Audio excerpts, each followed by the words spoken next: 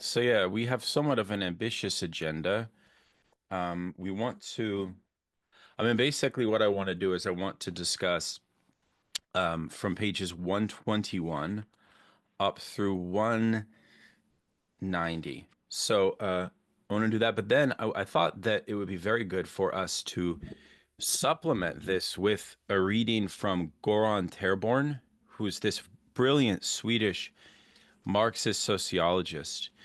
And he has a text which is called "What Does It Mean for the Ruling Class to Rule?" And it was a classic sort of late 70s text, which comes out right at that moment where we have a lot of Marxist interventions into the collapse of dictatorship of the proletariat. So, like Nikos Poulantzas is in this mix, as well as like Etienne Balibar as well. So he starts off. So I'll say a few things about that. I think once we get to Lenin, because Losurdo's text is chronological. So once we get to 1917, I think it'll be a nice pivot to talk about Terborn, because Terborn's text is sort of compelling in the sense that what he's really discussing is sort of what is the socialist theory of state leadership. In other words, what does it mean for a socialist state to be a state, to operate? What are the primary functions? What are the primary tasks? What is the leadership composed of? And how does that compare to a feudal, to a fascist, or to a capitalist bourgeois state? And that was powerful in part because he's pulling from the empirical experiences of both Russia and China. So he's not saying that Russia and China as socialist states, as sort of Kautsky was suggesting in that beautiful quote you may have read about Kautsky's reading of 1917 in Russia, that October 1917, according to Kautsky, was the final bourgeois revolution. It was not a new socialist revolution, which is very interesting because I think that hits at the heart of what Losurdo calls a kind of Kantian theory of socialism, in which socialism is this like regulative ideal, right? It's like literally the thing in itself.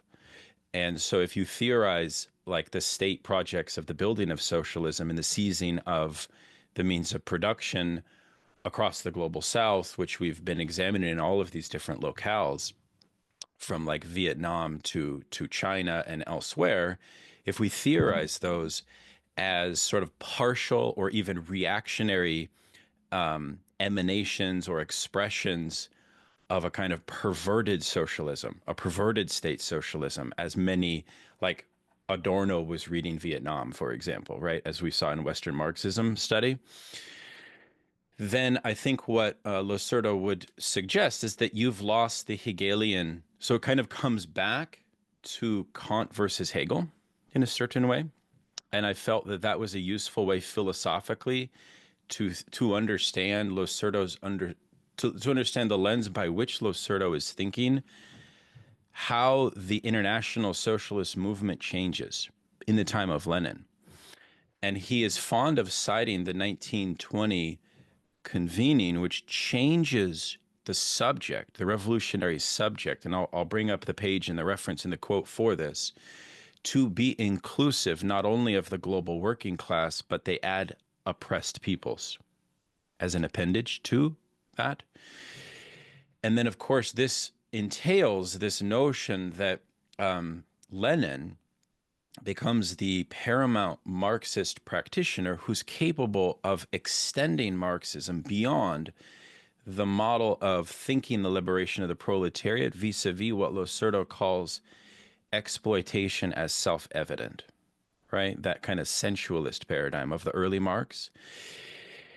And this is what we talked about last time, this sort of pivot, the necessary pivot away from the binary logic of the class struggle into what Losurdo calls the multiplicity logic of the class struggle. And it's very interesting, the section on Lenin, precisely in the way that Losurdo revisits Marx and Engels on the colonial question in Poland, in Ireland and in the Slavic countries, as well as in India. And the basis by which they wavered, and Engels sort of more than Marx, because as we all know, Engels is way more engaged in the class struggle as a propagandist, I think, than Marx for a long time, especially once Marx starts to write Capital.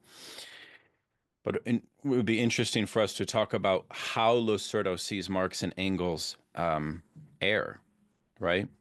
And I think that a lot of that error comes down to this idea, as, say, for example, Marx's view and Engels's view on Mexico during the time of the US Civil War, as an excellent example, whereby if in Ireland the national question becomes subsumed under the social question, they unify, they become one.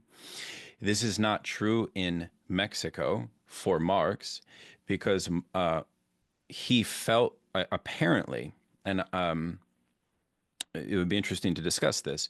Marx had the view that American involvement in Mexico, precisely because Mexico was underdeveloped vis-a-vis the bourgeois revolution, could be welcomed, even though Losurdo, almost criticizing Marx, points out that Mexico had already abolished slavery. And so Marx was almost making a strategic point of solidarity with the bourgeoisie from the North, who were opposed to slavery, but who could usher in an acceleration of the social question to finish the bourgeois revolution itself, right? Because I was rereading Richard N. Hunt's The Political Ideas of Marx and Engels, and it was this idea of the kind of, where does Marx and Engels stand on the completion of bourgeois revolutions, is the sort of lens by which we should understand how they diagnose national struggles, right? In the case of the Slavic countries, I think a lot of it would fall upon to what extent is the national unification question consolidating solidarity or not with the monarchy, right? With the ancien regime. In that case, like the emphasis would be on following the national unification, even if it's not proletarian, towards an end which would be a completion of the bourgeois revolution, right? So that was useful and interesting, all of these points. But I mean, I think philosophically, the point that I really wanted us to focus on there was this idea of what does it mean as a Marxist to think the totality, right? And how is this sort of epistemologically to be thought of in a certain way? And my sense of this, there was a nice quote that I wanted to sort of flag on page 141. So let's see. So bottom page 141, he says, quote, "The new situation dictated the transition to a rational analysis of the totality of political and social relations, national and international, as a precondition for the formation of revolutionary consciousness and participation in the class struggle." And so this idea of at the time, he's now reflecting on the sequence right before the passing of Engels and the birth of revisionist controversy, the birth of Bernsteinian, what's called socialist imperialism, right? Because one of the aspects of the revisionist controversy is, of course, embrace of imperialism on behalf of socialism, on behalf of socialists. And he, I think, does a nice job of situating Lenin in the cauldron of revisionism, but particularly as a thinker who redefines class consciousness vis-a-vis this movement that Losurdo, I think, helpfully points to between exploitation qua self-evident paradigm to this kind of retraction and rational capacity to see the multiplicity of struggles. In What Is to Be Done, Losurdo, I think, highlights an excellent quote from Lenin in this regard, which is to say that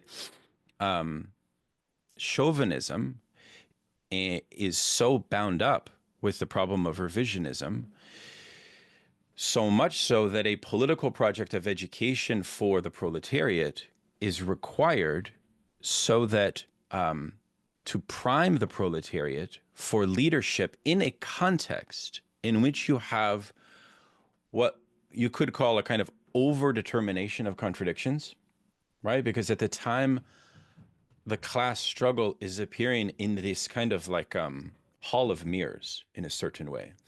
It's almost like 360. It's happening in 360 degrees. And in that regard, it's kind of being like, it's binary logic is reflected in the international as the mission of the socialist cause.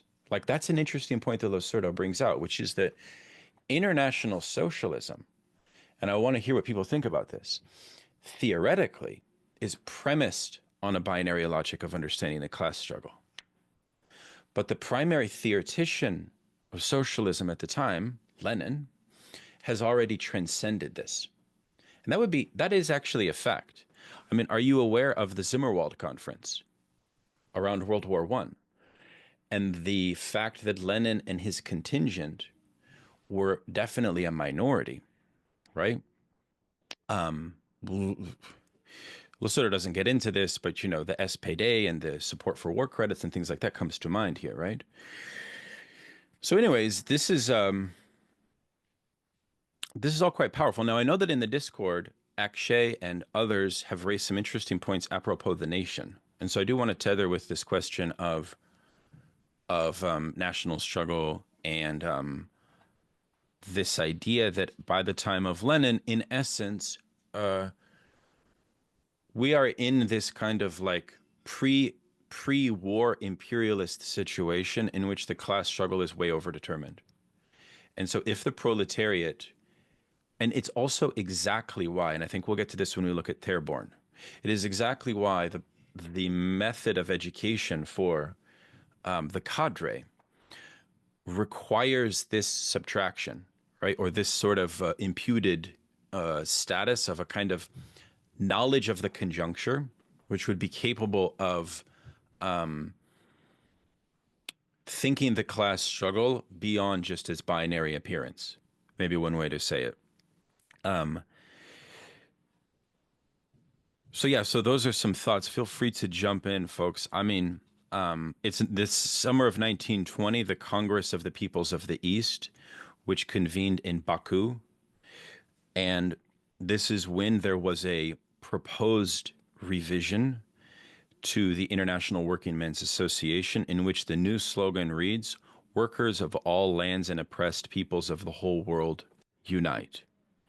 Oppressed peoples had now emerged alongside workers as a fully fledged revolutionary subject.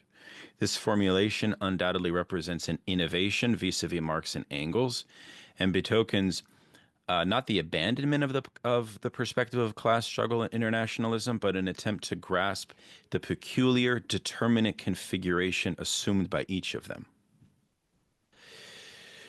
So in a sense, what I think Losurdo alerts us to is that pregnant within Marx and Engels is already this premonition, right, of the perspective of the totality, of the necessity of this internationalist perspective. However, one of the things that becomes a question, going back to the Kautsky point, right, which is that if Russia and China represent the completion in their own peculiar way of the bourgeois revolutions and not a break from them, right? If on Losurdo's side, they actually introduce a novelty of socialist revolution and the seizing of a particular form of socialist future, which is very interesting because then we have a series of reflections regarding how war communism after 1917 reconceptualizes and forces the Bolsheviks to reconceptualize the meaning of a new communist society before the NEP, before the new economic program. That was the stage of what's called war communism. And he shows that many Christian admirers of Bolshevism and even Simone Weil, similar but different to Kautsky, right, show or argue that, well, yeah, 1917 is ushering in communism, but communism, and this is a theme that we see in Western Marxism as well, communism is really the kind of glorification or idealization of the proletariat. In other words, communism is making all of society proletarian. And Losurdo's claim here is precisely that this is a misreading of Marx's argument within Capital itself. Precisely in the sense that communism is about the construction of the basis of social wealth and this idea of the agency of the proletariat as abolishing its condition, not universalizing its condition, right?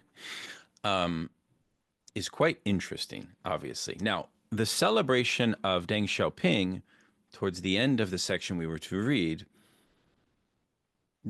I'm not sure that I want to follow Losurdo all the way in this regard, but it's something for us to discuss, right? Because this is the argument, which is that, yeah, Lenin's extension here of a form of socialist society that is based in a break from a populist understanding of the condition of the proletariat, right? Because you can see the meaning here, and Simone Weil comes back in this text quite a lot, precisely insofar as she becomes similar to like Foucault or Arendt, a thinker that becomes very dear to a lot of like Marxist Western academics in the 20th and late 20th century. But one of the challenges that I think I have with Simone Weil's understanding of class society is this idea that she sort of retains, Losurdo argues, an kind of inescapable populist logic, precisely because she sees the condition of the working class as a kind of deified suffering agency. And they have a sort of redemptive quality as a result. So it's a highly Christian idea of the proletariat.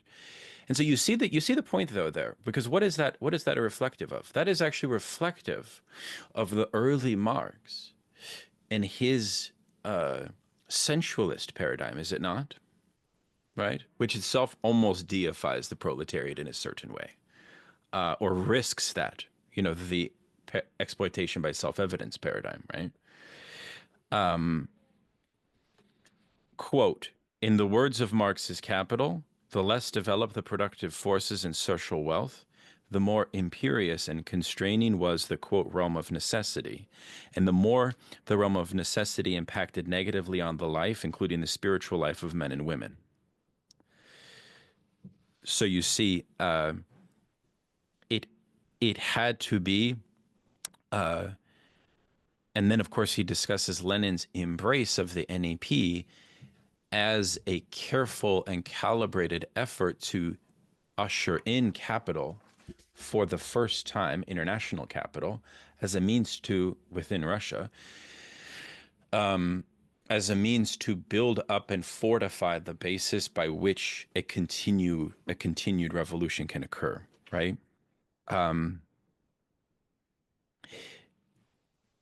A revolutionary situation, hold on one second, Matilda, presupposes so many contradictions of such severity as to provoke, quote, a nationwide crisis affecting both the exploited and the exploiters. In other words, the Bolsheviks ultimately prevailed because they proved to be the sole political force capable of offering an answer to the economic, political, and social disintegration triggered by the war and the fall of the Ancien regime. So in a sense, another thing to note here is that the multiplicity of struggles has to do also with a new category that I neglected to mention, and then I'll go immediately to Matilda, of what Losurdo calls struggles for recognition vis-a-vis the context of feudal social relations. And those demands, you could understand, and Losurdo, I think, helpfully points this out, as sort of premised on the categorical imperative of dignity over bread, right? So we see this with Mao's movement of the peasantry in China, right? We see this in the unity of the proletariat and the peasantry in Russia as well, right? And it's something for us to consider, right? It's something for us to consider also the meaning and distinction between an advanced capitalist, or not even advanced, say industrial proletarian struggle for recognition, which is still happening, still a struggle for recognition. But Losurdo's introducing this category of dignity and a kind of deeper, as a deeper recognition struggle at work that I would love for folks to sort of reflect on that. All right, go ahead, Matilda. Yeah, thanks for your opening remarks. About your last point and about this struggle for recognition, I found like I thought the text was gonna like help me with the whole intersectionality question, and it's definitely seems like the binary logic portion that like becomes like the variegated tangled skein that keeps getting repeated that I find to be a strange translation. I wonder what the word is, but it seems like the focus becomes much more about national sovereignty and self-determination as the motivating factor for revolution, almost like in general. I found like at one point he says that like rather than like the weakest link theory of Lenin, we should be thinking along the terms of the struggle for recognition as to understand what happened in the Russian Revolution. And I thought that was a pretty strong statement. But your quote about the Bolsheviks as being the only party in Russia that was able to hold together the society from invasion is kind of his point there. And it does seem like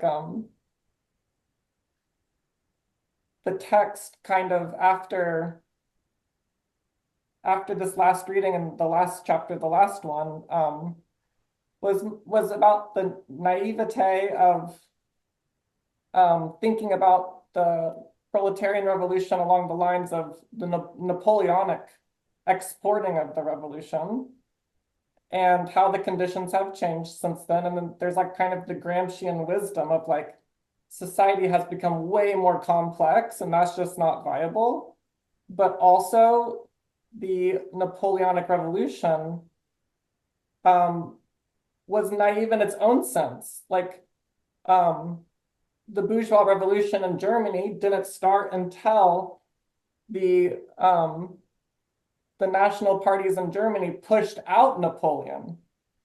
And how this kind of Trotskyist or early Marx kind of naivete is like the permanent revolution, the idea that we're gonna like Russia's gonna happen and it's gonna like spread like fire across the earth or whatever. And he's very keen on pointing out like this stirs up like serious national contradictions. And it does seem like he is trying to argue that international concepts are kind of silly and that like we should seriously consider like the national question and nationalizing like all of proletarian revolutionary ideology, which I mean, I think he argues well for it in certain ways, and maybe I'm overstating the case, but that's kind of my impression of what becomes really variegated in here is like, yes, there's the women's question, but it's kind of sidetracked by the colonial question, which is also seemingly this question of national sovereignty and self-determination, and that almost being like where the class struggle has gone, especially after the 1930s, where we also, it seems like it just goes away. He's like, no, it like after the 40s is the most like productive revolutionary period. And it's like kind of like, okay, wow, like I have to think about that. And I don't historically, I'm kind of like micro focus on like Germany history or like, European history or whatever. And like, I'm like, damn, like I need to really study a lot more like concrete things. Thanks, Matilda. No, that's good. I mean, it's useful in part because I think that I also appreciate how many times Trotsky is invoked positively. Every time Trotsky is invoked in this text, which is quite ironic, given that everyone accuses Losurdo as being a Stalinist, Trotsky is invoked as sort of, in most cases, sort of accurately predicting the way of the movement of the Bolshevik Revolution. I don't know, like it's an interesting point precisely insofar as this binary logic exists both within a core national contexts and so on, but at the same time, the strength of the international working class movement, even though it may have a kind of generalized epistemology for most of its existence until 1920, with this binary logic of thinking of a kind of fundamental schism, um, I was so struck by the ingenuity of Lenin as a thinker who's capable of circumventing that in a certain way. That was the strongest parts of this text that I found most convincing. Um, Conrad, how did you find the text? So to be clear, and this is true of much of the book, I take its fundamental thesis to be that, in the maturation of Marxism, and focalized within the figure of Lenin, we have, an evolution beyond this notion of the simplification of the contradiction between capital and labor, towards an addressal of the full spectrum of contradictions. I find that message very powerful. And these chapters I found for the most part quite satisfying. That having been said, I do wish to raise a couple of issues. One of the first ones, and I think increasingly there's sort of a shot game developing in the book where whenever he says recognition, you can take a shot. One thing I find here is that you'll notice, and actually Althusser is very good on language, right? When he talks about language. And one thing that Althusser points out, and he says this about metaphors as well, right? Turning Hegel right side up and so on and so forth. Is that the nature of ideological language is that it always steps in the absence of a more developed explanation, right? So I found this incredibly interesting when he was talking about actually exactly the passage that Mathilde highlighted, sprung to my attention as well, because he talks about the causes sort of briefly. And one thing you'll notice as well about Lasorda that can be frustrating is he often gets halfway through a thought before he kind of, goes somewhere else, right? Fortunately, frequently enough, he comes back to it. But he's talking about the why it was not the regions in which the contradiction was most simplified, or that were the most advanced, so to speak, countries in which revolution occurred. And then he makes reference to, Lenin's thesis of breaking the chain at its weakest link, and touches on themes that would be close to sort of Althusser's thesis of overdetermined contradiction, because that's, in a sense, extrapolated from Lenin as well. And then he says, then he cuts off and he says, but what this overlooks is recognition. It's about, it's like, okay, right, all right. But this gets us to maybe a problem, right? And I think what Mathilde was saying about, the maybe lack of attention in these chapters to, the feminist contradiction, other contradictions, would be relevant. So at the level of rhetoric, right, and, to some extent, very much the level of analysis, we have, I think, quite a powerful affirmation of, the spectrum of contradiction. Um, at the level of methodology in the text, sometimes I feel we have a lapse into a kind of maybe pre-Marxist, conception of history, in which what we're essentially faced with is a battle between nations, right, in which recognition, is being sought, right? And I think this becomes particularly an issue when we're talking about China. I've been frustrated before by the tendency to analogize the Dengist opening up to the NEP, because the NEP was something that lasted no more than a few years before, there was a radical pivot towards a different kind of economic strategy, premised on public industrialization. Whereas in China, what we've now seen is, 45 years, right? In any case, that has represented a radical shift rightwards and the privatization of large swathes of the economy, about 50%, though it's been, I think static now for about a decade, which is something. And I think this maybe gets to what something you mentioned about debates in the chat. The question here really becomes, if on one hand, world revolution is not imminent, right?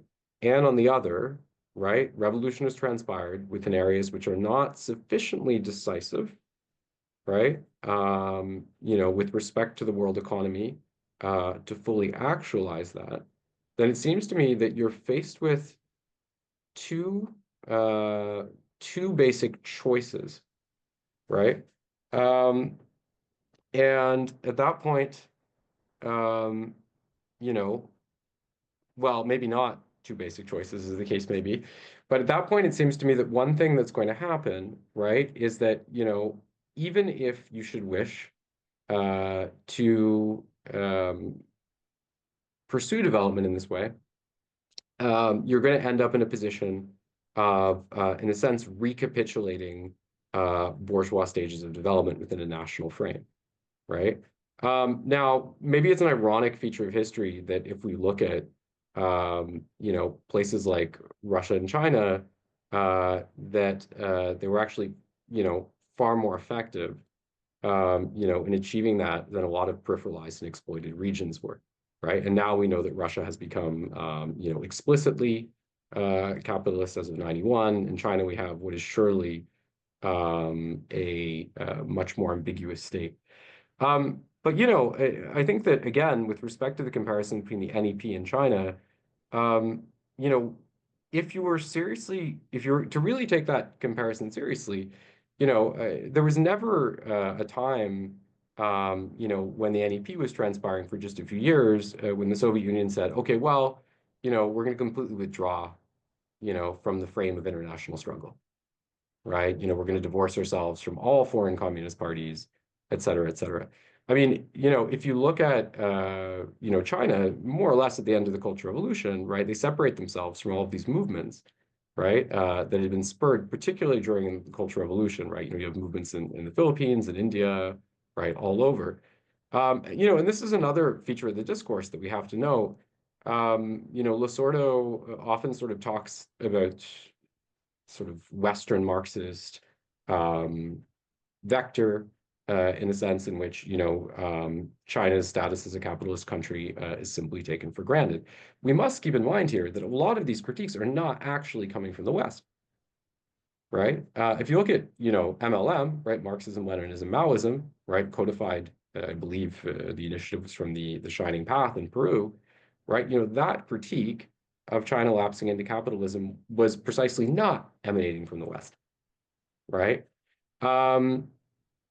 So again, I think, the comparison between divorcing yourself in a fairly radical way from the international struggle and pursuing this for 45 years and not divorcing yourself from the international struggle, pursuing this for just a few years, is a very palpable one. But this is the problem, right? Because if you accept it on some level, right, even if you're more efficacious in accomplishing it, even if you're mobilizing the public in a more effective way, even if you're using large amounts of public oversight, on some level, the legitimacy of the recapitulation of these bourgeois stages rests on, the notion of an inevitable recommencement of class struggle at a higher level of density, right?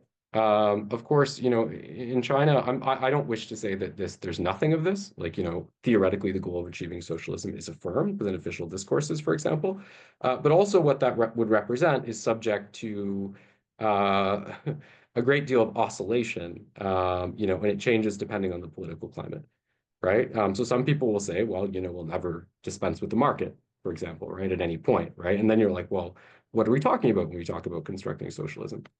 And I think, again, within this kind of, frame of national development and its emphatic reiteration that Losurdo favors, we miss out sometimes on, other contradictions which are at work that he should be addressing. Sometimes also I wonder if it's not in certain ways, when he does that, an affirmation of the developmental capacity of the marketplace in a strange way.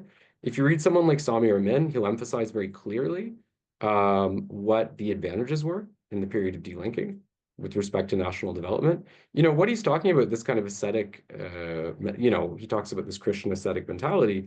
What we're really talking about in economic terms is the commitment of all resources, right? To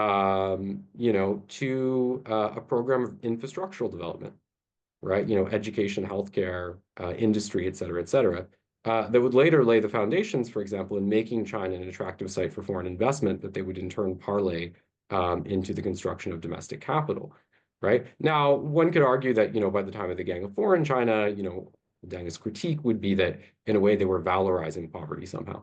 But that crisis, right, which emerges because there are diminishing returns associated, with an economic model that was not premised in the least on consumption, right? So again, that should be understood as an economic stage and analyzed as such. But I just mean to say, finally, that I do worry sometimes that Losurdo creates a kind of vacuum with his focus on the question of nationality, into which all other kinds of pregnant and interesting nuances disappear. Yeah, that's good. I mean, it's also, what is the theory of chauvinism is he never uses labor aristocracy as a concept, but chauvinism haunts this text. Precisely, chauvinism is like when the working class fails to see the sort of contrapuntal or sort of interconnected, what Marx called era of social revolution, right? So if there's a contradiction between um, the mode of production and relations, forces of production in advanced capitalism, which is an insight of the mature Marx, this gives rise to not a single revolution, not a binary logic of revolution that envelops the world, but what Marx calls the era of social revolutions. Yeah. So if the social revolution and the national question are conflated, um, chauvinism is important in that regard because chauvinism seems to be like a kind of constraint on experimentation of class struggles Mhm. that is tied into revisionism as well. And that's valid. I mean, that's valid. I mean, and it's tied into the dictatorship of the proletariat because the debates, I mean, it is such a tragedy that Bernstein denied the dictatorship of the proletariat and embraced imperialism. I mean, we kind of know that, but it should never be underestimated what that resulted in consequently. What it resulted in practically was ultimately setting the stage for the inability of what Trotsky and Lenin wanted regarding the exportation of the first successful socialist revolution in Russia. Yeah. It blocked that. It created a culture and a climate within the leadership of the socialist movement that was not primed to receive that. Right. And that's where the theory of the cadre and leadership and the theory of the Leninist intellectual, I think, bears our reflection vis-a-vis Göran Therborn's elaboration on because what we were so interested in is precisely what it means to be an organizer, according to the tradition of Leninism that we have inherited, and how that differs from bourgeois leadership, bourgeois professional leadership, because the cadre is a professional, but it has a very particular ideological task. And I know that Julie really wanted to talk about that. So I do want to, Julie, just, flag that and we can come back to it. But let's hear from Brendan. I'm sorry, Utume first, then Brendan. Yes. So, chapter 6 and 7, I found very convincing, and I'll get to why. Similar to what Conrad had said already up top, I thought was very convincing. 8, I would say I have a vacuum of knowledge on, but I did find the comparisons of the NEP and China to be very, kind of Conrad mentioned, a bit interesting, and I felt I couldn't completely, not saying I trust it, but I had to kind of, I need to go do my extra research to find the comparisons.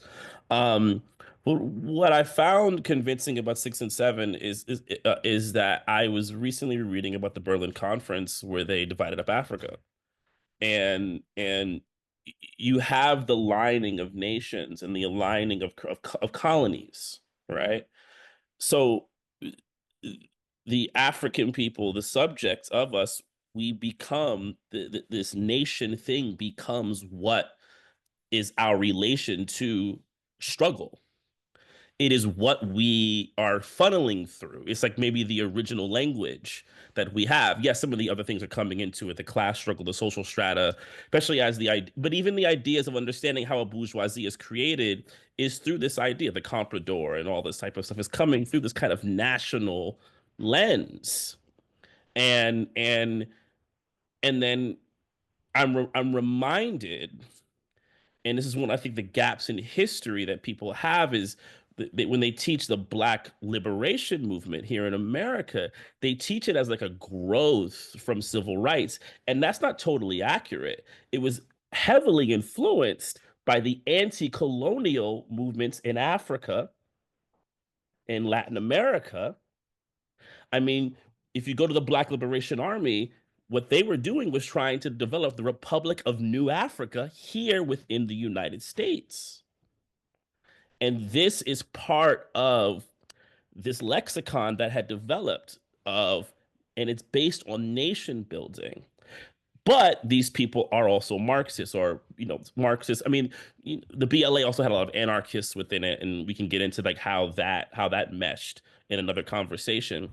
But what really hit home for me is this is the idea of revolutionary class consciousness. It has to understand how people got to where they got, right? Like I wrote something down. It hit me in my head where it's like, it's like if you're considering development, you can't forget the underdevelopment that also happened. Like Walter Rodney, he talks about like it's a double gap. It's not that there's a development and there's like a leveling. There's a development and then an underdevelopment, right? And that happens from this kind of national projects that are happening in one place and then happening in another. And it has to become a part of how we recognize. And I think another thing Losurdo does, I think, really interestingly, is invoke this idea of purity and Lenin's concept that you're not going to have a pure rise. There's going to be impurities. There's going to be things that we have to wrestle with, and not waiting for this pure. And I think this is, when you think about everyone from the PFLP I think they wrestle with this actively. They know because they're in this struggle. And then I'll say lastly, I thought the invoking of Che was very interesting.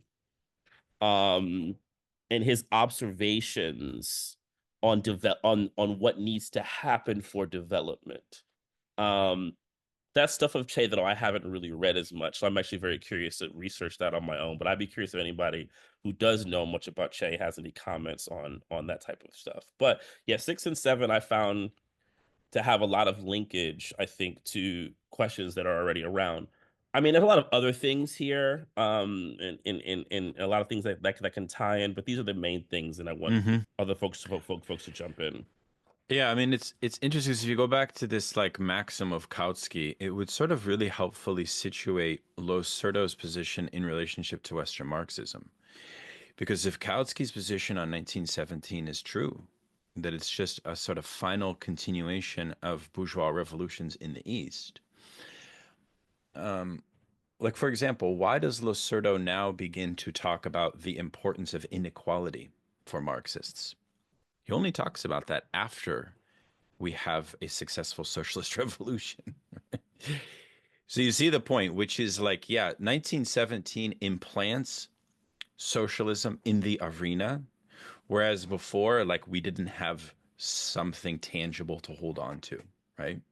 And I almost feel like that statement is symptomatic of so many Marxists that we read, whether they kind of acknowledge it or not, of how we see the historical legacy of 1917 itself, especially given that 1917 shapes, and we know how much Stalin shaped Mao and what happened in China as well.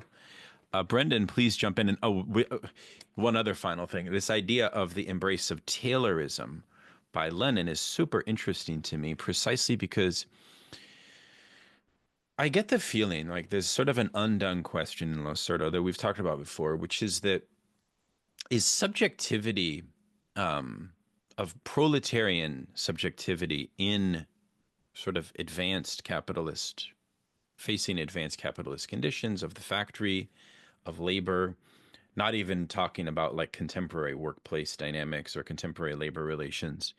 But there seems to be the sense in which there are serious constraints regarding the category of a recognition struggle once labor is introduced to that type of regimentation. So what happens to the question of freedom? Would be a question. What happens to the struggle for recognition, right, after 1917, right? Would be an interesting thing for us to consider. Please, Brendan. Yeah, I wanted to jump back, still on this question of like the nation and national struggles as part of the multiplicity of struggles. I wanted to pick up on kind of a question or a finding that Matilda had posed earlier, which was that, one can certainly read this and take away that Losurdo is sort of skeptical of international efforts in general, of like international socialism as a whole.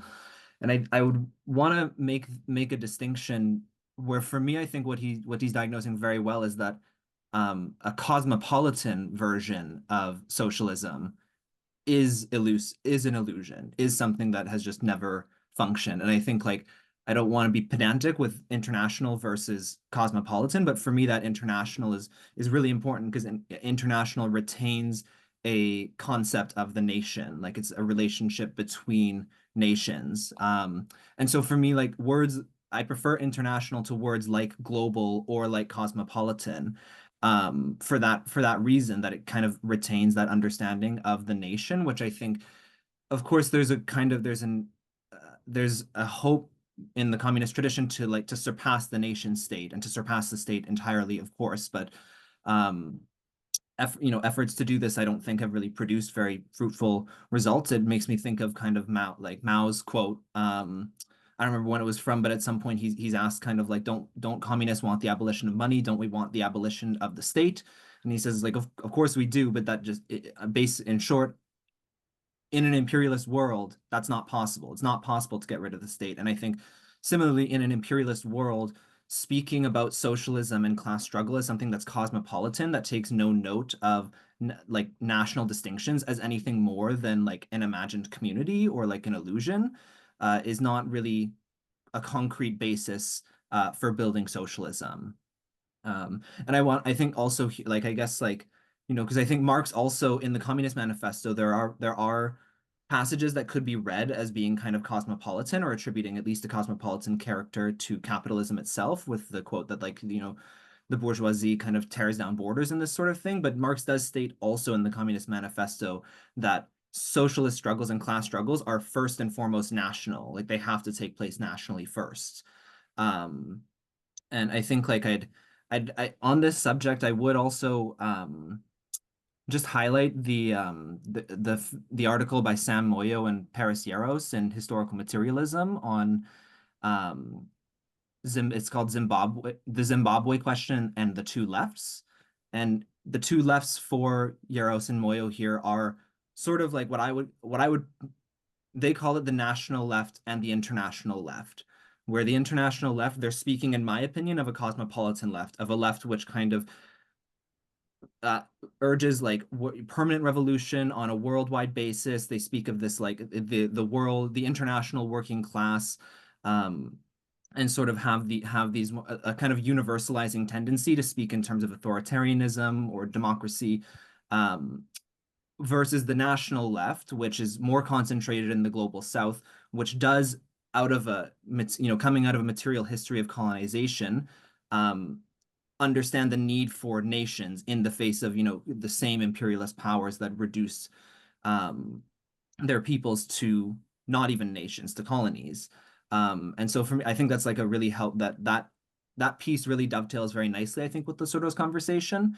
I think the only small amendment I would make is that I would prefer, instead of talking about national left versus an international left, I would call Losurdo's school the international left, one that retains a concept of the nation but insists on the need to go to the international, versus a cosmopolitan left, which attempts to sort of leap ahead, in my opinion, and just kind of forego any usefulness of the concept of a nation, or any kind denies, I think, that there's anything material about a nation. Thank you very much. I mean, it's very helpful. It seems to me that Trotskyism certainly has that kind of like the Fourth International very much sets itself that task. On the other hand, I'm reminded of the strategy of revolutionary defeatism, which kind of like trips up this ethic of chauvinism, which I think whenever we talk about international Marxism and this distinction of Losurdo's idea of dialectics. Losurdo's idea of dialectics is that every revolutionary sequence is impure, and that to grasp the Hegelian kind of insight of mediation into the impurity requires that reality, right? That requires also a touchstone point to multiplicity of struggles, to the appearance of class struggle within what would otherwise be a race-based struggle, for which he gives the great example of Hitlerism and the expansion of the Germans. Why does this have to be reduced purely to a racial war? Of course it was, but it was also about the re-entrenchment of forms of aristocratic slavery, right? So it could also be thought vis-a-vis class relations, and it should be thought both, which I thought was helpful. Conrad, did you want to jump in? Yeah, so Brendan, just with respect to what you were saying, which I don't completely disagree with, I just want to make a few clarifications. We're talking about national versus international. Well, on some level, it's a tautology that all revolutions start nationally because all revolutions start in one place. So that would be true in that sense. But of course, if we're looking at revolutions, even that, of course, happened or has only happened, as the case may be, in the non-Western world, it's not entirely fair to reduce them to events which affected or that had a range of effectivity in one nation, right? Of course, we know that the USSR was comprised of 15 republics. Even in China, right, you have areas that you would construe as, substantial minorities or nationalities. So the question of different nations is very much at play in that context. Moreover, at a later point, and this would be even more obvious, as Losurdo was talking about, for example, in the 1940s, this came to encompass a wide array of nations, sort of the global countries, Vietnam, Albania, et cetera, in which socialism had happened. Now, that, so I'm not, of course, telling you anything new in that respect. But I do wish to, with respect to Western Marxism and the question of internationalism, point out that in its defense, and for what it's worth, to the extent that, Western Marxism has foregrounded a certain kind of cosmopolitanism or internationalism, I think this owes a lot to the question of what is the situation, which would transpire in the event of a revolution instigated in one of these countries, right? Let's say, maybe less so today, but certainly historically, Britain and France, in the present United States, and so on. Because internationalism, as we know it, right, and sometimes we forget this, internationalism as we know it is very much a construction of colonialism, right? Like there really is no internationalism in a global sense, absent that, right? So the only, really global languages historically, which is different, by the way, than languages spoken by the largest volume of people. We should not conflate those things. Global, typically in the sense that they were spoken by the socially mobile or upper classes of nations throughout the world, right? Are English, most obviously, and to some extent French, right? And those were, of course, the two official languages of the League of Nations.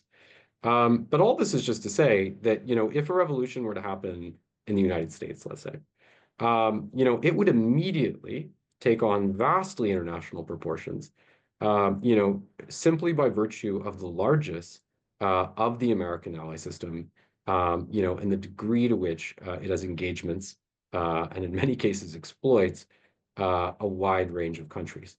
So this goes a long way, I think, to explaining the specific appeal of Trotskyism in the West. The way that the thematization of world revolution had a particular resonance for those contexts. Nevertheless, I will add finally, and I said this the other day, but I'm sometimes surprised by the way that and to the point of chauvinism, by the way that world revolution gets invoked within Western discourses today, because originally the reason that world revolution was so often conflated with the West, right? And at the time of, I think, 1917, particularly Western Europe, was because they'd colonized, almost all the world, much of the world, and also because it was the only thoroughly proletarianized region, right? While we can say clearly that the end of formal colonialism has not dispelled Western economic supremacy, on the other hand, today we find that China has, whether we're talking about direct value production or whether we're talking about wage labor, China has the largest proletariat in history in a single nation. So you think that would invite a moment of reflection amongst exponents of the world revolution equals West thesis, which I see trotted out all the time. No pun intended. No pun intended, but sadly, it hasn't much. And you see this with groups like Platypus, right, where they continue to affirm, right, sort of world revolution equals West, without sufficiently querying the issue of China, for example. So just some points there. Yeah, I did like the point about, was it Marx who corrected, or maybe it was Engels who corrected Paul Lafargue when he addressed a proletarian contingency in French, knowing that that was not going to be accessible to the audience, but signified his own removed cosmopolitan educated bourgeois position as an intellectual, which Marx didn't want him to affirm, which I found that an interesting point.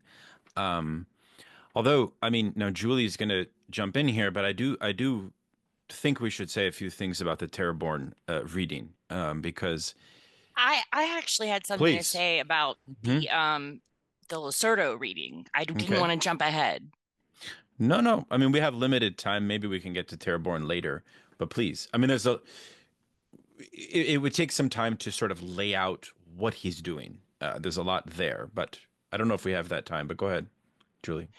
Oh, okay. So I just wanted to say that I was really kind of agitated by this section about Christian asceticism in chapter 8. And I felt that Losurdo could have just completely left that whole thing out completely. The main thing that he quotes is Matthew 26:11, the poor will always be with us. And that's been invoked by a lot of like right wingers as really lazy theology for saying that Jesus wants people to be poor.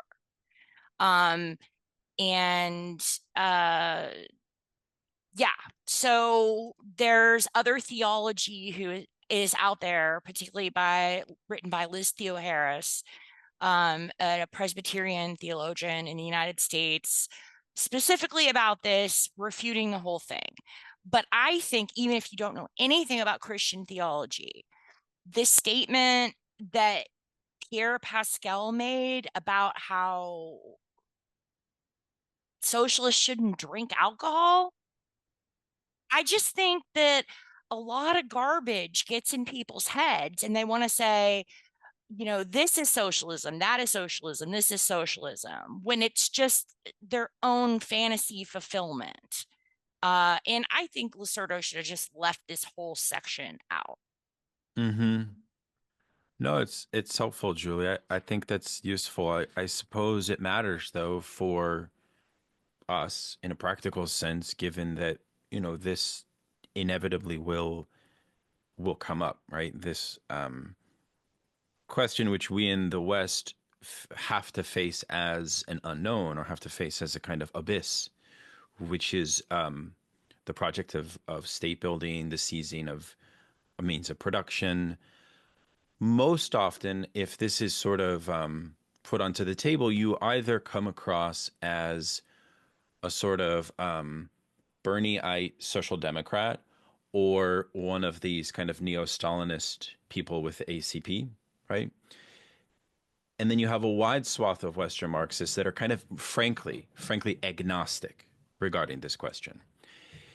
And for them, then you can then theorize it in a utopian vein of what comes after capitalism, and kind of forego this question about commonwealth, social wealth, abundance. I mean, obviously, this is also introduced, Julie, I think, vis-a-vis fully automated luxury communism and certain left accelerationist idealism, which has fizzled out since the collapse of Corbyn and Sanders. But we're in, I mean, Losurdo is a thinker of our moment, I think, precisely because he's inviting us to think that, even in the West. And we've had a lot of thought taboos, especially in academic circles, that's not thought of in academic circles, right?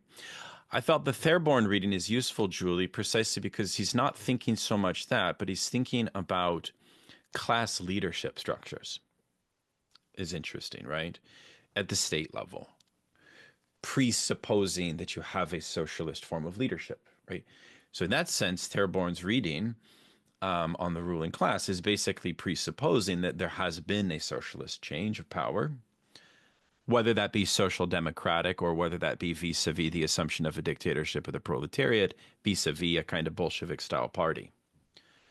You could sort of think his model in both ways, and he uses empirical examples from both instances, both in Russia as well as in Central Europe, to show socialist forms of leadership, and even makes the distinction between communist and socialist forms of leadership, which I found to be quite useful.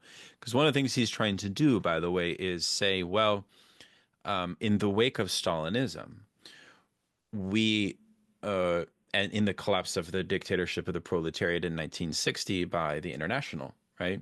And then later by the French Communist Party, we have the return to the question of the state.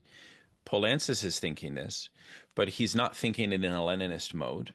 And I think Therborn wants to maintain a fidelity to the Leninist theory of the state as non-neutral, as still about the centralized role of the working class as a concentrated form of power, that he's quite good on elaborating that.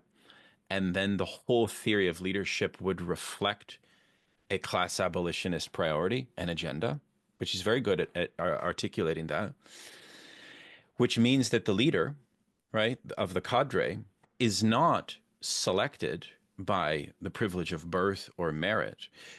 And this is something for us to discuss. What is the function of a cadre leader, of what he calls the organizer? Did you notice what it was?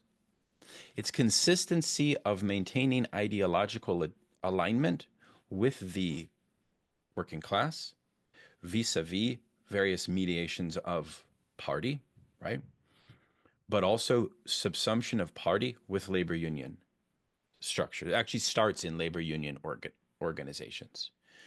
but there has to be an intimate connection there to the state in a certain way. So that was very interesting to me, because it constitutes what you might call a positive ideological function of the socialist organizer. We don't even need to say intellectual organizer, right? So Matilda, I know you're super interested in this as well. There's a lot more to be said about Therborn. He's a fabulous thinker. I absolutely adore his work. I'm trying to get him. I'm trying to interview him. He's retired, but he's done some fabulous work. Did you want to jump in? And we could even share this incredible diagram. If you guys haven't seen it, I'll share it on the screen if it's of use. Go ahead, Matilda. Yeah, the Therborn is very interesting. It's a very different like document than the Losurdo. It seems like very like without maybe imperatives of any sort or philosophically informed very much. It's like it seems like a working document, something that you could kind of live with for a little bit and like start to model the actual flows and processes of like how the state interfaces with things. And there is a qualitative element in that it seems like the state for him has a form and a content, and that the apparatus of the state, and it's like he calls it its organizational technology, is kind of the form of the state, and the content is like the class power. So like we haven't gotten to the aspect of like the effects of the state as like ideological effects that might like reflect back on the state eventually, but he's kind of setting out this like very model-based approach that relies on like inputs, transformations, and outputs. And he does rely on like a systems theory approach here in a certain way. And the blank squares in here are like potential like vestiges from prior modes of production. I mean, he basically just works from like feudal, capitalist, and socialist. And like, I guess if you look here, like a good example of like a cadre would be like, at least in the Russian Revolution or something, like the people who were like a part of like the workers and soldiers Soviet that eventually like during the revolution kind of like interacted with the provisional government, but then like a lot of the leaders in there ended up like coming into the governmental power, are kind of like examples of like workers who end up in government positions and are formed through the class struggle and the trade unions to not command but to lead and other things like that. I think one interesting like kind of overlap with the Losurdo is to think about almost like the Chinese example of like you have like I did want to add this, like, you know, these like revolutions that look like bourgeois revolutions, like Losurdo does want to emphasize that like they have effects like a proletarian revolution on the unequal international division of labor. So like these revolutions look bourgeois, but like they do affect and in some sense rectify, like Mtume was saying, this unequal international division of labor. And then you get the situation where like you have national determination and you're like, okay, like we need to increase production so that we don't get like taken back over. And I think in the Chinese example, it's like, how do you hold on to the class character of the government and these like long duration struggles, where like you still proclaim like that there is a class nature to the state. I mean, I took that like Deng Xiaoping, like his 4 cardinal principles are some of them, I think one of them is like the dictatorship of the proletariat. So like I'm kind of losing my thread now, but anyhow, those kind No, of. it's good. Thank you. It's a very useful intervention, I felt, because it helps me think this debate about the professional managerial class, which is so hot of a question and relevance for anyone on the left. Both, I think, as a problem of how do we fit the PMC within a traditional understanding of the Marxist theory of class? Are they an expression of a petit bourgeois sort of mystification of the class struggle and therefore ideologically a problematic figure that is ultimately almost like how do you think of a form of petty bourgeois PMC leadership that would actually be redemptive to the class struggle, right? And I think one of the things that the Therborn reading indicates to me is that times of, well, in the structure of state monopoly capitalism and the current state structure and its incentives for leadership, right, which you can see as indicated in stratified monopolization of intellectual knowledge in this domain here, what you have is sort of like serious barriers to the development of um, a sort of socialist linkage to to the project of contesting state power in the West, because of the entrenchment of technocratic bureaucratic class, or what we call the PMC. So that was very useful to me, and that is why the sections in the text that compared Weber to Lenin were also very interesting to me. And I think we want to, maybe in future sessions we can actually elaborate this more, and I might even give like a sort of presentation to sort of break down the core argument of this text, because I really liked it. The other reason that I really liked it is because once you go down here to the function of the cadre as unifying agent within the socialist state, what's the function here? The function is to reverse the public-private distinction upon which the bourgeois state is founded. And it is to actually make that distinction completely obliterated. And so it's very useful to sort of extend Lenin in the way that he does. But I don't know if we have the time to actually do it full justice, so I might pause on that and we can go back to Losurdo. But I did want to throw that on because I know folks have read it. And yeah, and then by the way, so what I would like to do is sort of finish Losurdo over the sort of holiday break. I don't think we'll meet until early January, by the way, just as an FYI. So like by January 7th, I think it is, we'll meet on our final session. Conrad. Uh, just quickly, I have to say that I found it extremely provocative, because at one point in the text, he says one of the goals of Nazi Germany in subordinating Eastern Europe was to deproletarianize Germany and presumably thereby extinguish the forms of political dissent associated with that, which of course is part of the Nietzschean plan, right? You know Nietzsche well enough, of course. He talks about like, Chinese laborers, right? Being used to, get rid of the threat from the working class in Europe. But I thought to myself when I was reading that, I'm like, well, it's amazing when you consider that, you know, and again, this gets us down to the question of what is working class, right? But at the level of direct value production, as opposed to just wage labor, the United States, for example, has succeeded in accomplishing that to a significant degree, not entirely, of course, via the outsourcing of jobs. Right. So it's very, very provocative to think what the potential implications would be for that. Also with respect to the professional managerial class and these kind of questions, right?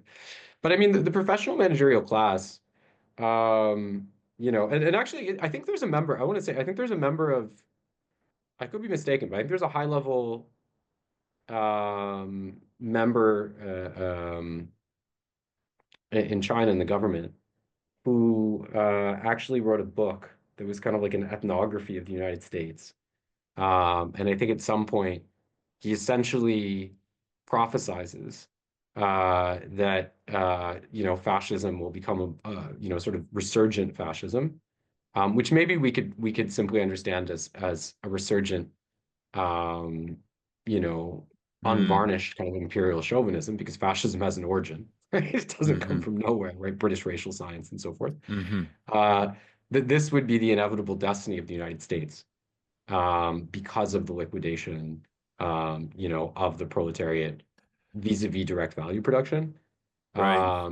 So this was someone writing in China in like the early 90s, based on like a fairly limited. Oh, you got to find the reference for us. Put it in the Discord if Yeah, you would. actually, yeah, Zizek mentions it at one point.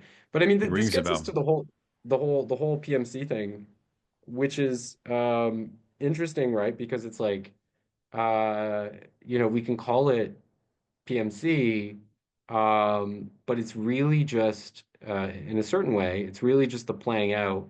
And like even with this thing about do we call it petit bourgeois, it's like Marx didn't write a specific schematization of class, which is part of the Right. reason we have all these Exactly. stupid questions.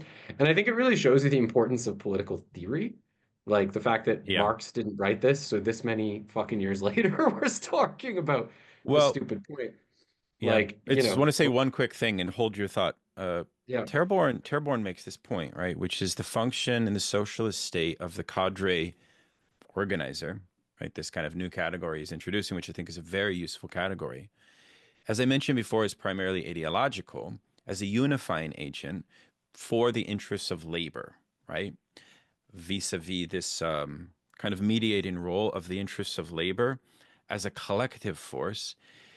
And what's interesting about PMC debates and questions of our time is that most critics of the PMC, as well as supporters, from Ehrenreich as a supporter to Catherine Liu as a critic, they both also want PMC to play a particular ideological function. The problem is the embedded structural limitations to their ideology as representing what? Ultimately, civil society. It's ultimately representing an ideological barrier upon which the PMC gets entangled. They get entangled in not having the material capacity to properly advocate for the cause of labor, precisely because the constitution of the contemporary bourgeois state has excluded labor. It has excluded labor immensely, whereas a socialist state would not. So that would then imply that the ideological antagonisms of the PMC will, by virtue of the structure of the bourgeois state, inherently be riddled, or will. It's no surprise that it's the site of a kind of what you might call overload of ideological fantasy, of immense distortion. I mean, this whole kind of like a lack of a coherent or sort of agreed upon solidarity with class interests, or even like most PMC theories of the working class as somehow reactionary as well, for example. So it seems to me that his text helps us think that. But Conrad, please continue. Pardon Oh, the well, I interruption. just mean to say that it emerges, out of, as sometimes these questions do. I mean, Marx has a lot of phrases that would be, in the moments when he characterizes class, that would be instructive. I mean, even with respect to what you were just saying, I think at one point he says, for the petit bourgeois, the limit of reality is the limit of his mind, right? Yeah. Which would be, like, um, so, but it arises at a particular issue, which is that, um, you know, the reality is that Marx did not fully anticipate the degree to which capitalist societies would become redistributionist, Mm, as a means of staving off socialism. And, in terms of the model of the advanced country, or the abstract model of the advanced country, as it were, in Capital, one could argue that this is the most decisive fault of the book, right? And yet and yet we have to also acknowledge that flaw, so to speak, is imminent to the historical context in which he wrote. In other words, it would be a very different situation if he were able to magically transport himself into today and see that issue. But I think at one point, I think it's very, very necessary to analyze, these economic questions and issues of class position. But I also think that, I feel like sometimes people want a, simple answer with respect to how this functions. And I don't think that there is one. I'm not sure if it's Lenin or Althusser at some point who says about the petit bourgeois that they have I think it may be Althusser, but he says they have a choice, right? And they're either going to align themselves with proletarian interests or with bourgeois interests, right? And obviously that's not binary, right? There can be, a middle point reached with respect to those as well. But in terms of practical political alignments, I would tend to see the class who are characterized as PMC, that is to say, people who are wage laborers, who are proletarians in some sense, Right. and yet occupy privileged positions within that. And we've long had different words that circle around this, right? Labor aristocracy is another one, right? That was used. I Right. don't mean to just like mash all these things together because you can make finite differences, but there are No, terms it's that right. refer to It's this approximate phenomenon. the I just mean argument. to say that I do think that there's a choice that they can make there. Mhm. And it's really interesting just to say, even if we look at like, you know, um, in a way, it's kind of even silly to talk about like NBA players as labor aristocracy because they make so much money, invariably it would probably be parlayed into capital, right? But at the same time, it's like even if you look at a really privileged stratum of salaried people like that, at the same time, you're going to have a different kind of political consciousness that arises even from the fact that that wealth is typically realized suddenly, right? So they're coming at it from a different sort of class and political heritage. So I don't mean to valorize, the politically resistant capacity of NBA players, but my Mhm. point is that, Mhm. within any of these categories that can be Mhm. assimilated to a certain ambiguity, you're going to find political tensions. Yeah, it's really good because I think that distinction between social and political subjects, as we talked with the lumpen proletariat last time, right, as the classic example of political subjects, petit bourgeois are also political subjects, which means that they have an existence within capitalist society, um, which is not capable of like it's illogical to think of centering their subjectivity for the achievement of the social revolution, Mhm. right? Would be one way to think about that, right? So the achievement of the socialist revolution would have to prioritize a particular solution to those types of contradictory class, what Eric Olin, right, calls the contradictory class positions.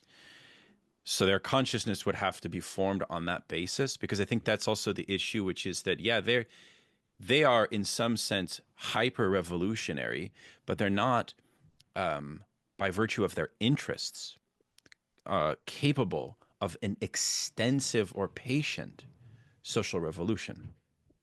No, if anything, the petit bourgeois has the problem, you could say, which is very close to Marx's critique in The Poverty of Philosophy of Proudhon, the classic philosopher of the petit bourgeois. What was the problem of Proudhon? Well, in a Nietzschean sense, it was also envy, right? They're caught within the contradictory class also has this envy of um, like the mystique of where they came from and the touch of the high, right? So they're in between. They're in between the highs and the lows. That's not the status of the proletarian position. I think one other thing I forgot to mention about the structure of proletarian leadership as a strategic valve that I really liked was this idea of intentionally upsetting the technocratic exclusionary basis by which the middle class has ascendancy and power in our society by completely obliterating the distinction between manual and intellectual labor, right? That would have to be a priority of leadership. Sorry, right? And that itself would constitute such a an interesting upsettedness. It would upset so many pieties regarding the system of liberal middle class aspirations if that was instituted. But this is exactly the kind of like the legacy of Lenin, that has to be instituted. Otume, please jump in. Yeah, Conrad reminded me because I also did find Losurdo invoking the Nazis and the subjugation of the Slavs as their project to solve their own crisis with their own proletarians very, very, very interesting as well. And I found it interesting on a couple levels. One was I don't know if we have any Philip K. Dick readers here, but in The Man in the High Castle, they re-enslave Africa. And there's a portion in the book that I remember very vividly where they talk about this is to make to drive the now global machine, they had to do that. But I think it's also interesting because, there's been a lot of legs with people like Isabel Wilkerson who have used things like Nazism as a way to kind of further make metaphysical and mythologize racism and take it out of any kind of material analysis. Her book Cast is essentially that. It's that's the entire project. And it's funny, intersectionality came up in our last conversation. Intersectionality lovers love Wilkerson. They love her analysis. And I found what Losurdo was doing here is very strong in really showing how really ass backwards and ridiculous it is by showing what we've been talking about. These are projects to solve crisis within. Yes, they do have these ethnic, racist, and anti-Semitic, and they have all of these innards in it. But we know these things have been driven as justifications for why they can do these things. But I found that part of the text extremely provocative, and I thought very strong in the ongoing, I think, arguments against, to me, these very false and ahistorical kind of narratives that are being developed around, things like Nazism and trying to be, then paralleled over to India with Dalits and, Yeah. Well, it's the really absurd. Same criticism he gives to Niall Ferguson in his reductive reading of Nazism by dehistoricizing the rationale by which they sought to re-entrench slavery had to do with a perversion of socialism in Germany, right? And a sort of alleviation of the proletarian problem in a certain way. So if you dehistoricize that perversion of socialism, which is a very traumatic perversion, obviously, my go-to teacher regarding the perversion of fascism and socialism is the Israeli historian Ziv Sternhell in The Birth of Fascist Ideology, which I always praise that text. I am kind of convinced of it. It's a very, very interesting text. We don't know if we have the time to get into it, but I think we should close very soon. But I want to invite folks that haven't jumped in, who have burning things to say or questions, to do so as well. Noah is here. Jonathan. Zach is his first time. The Big Sig.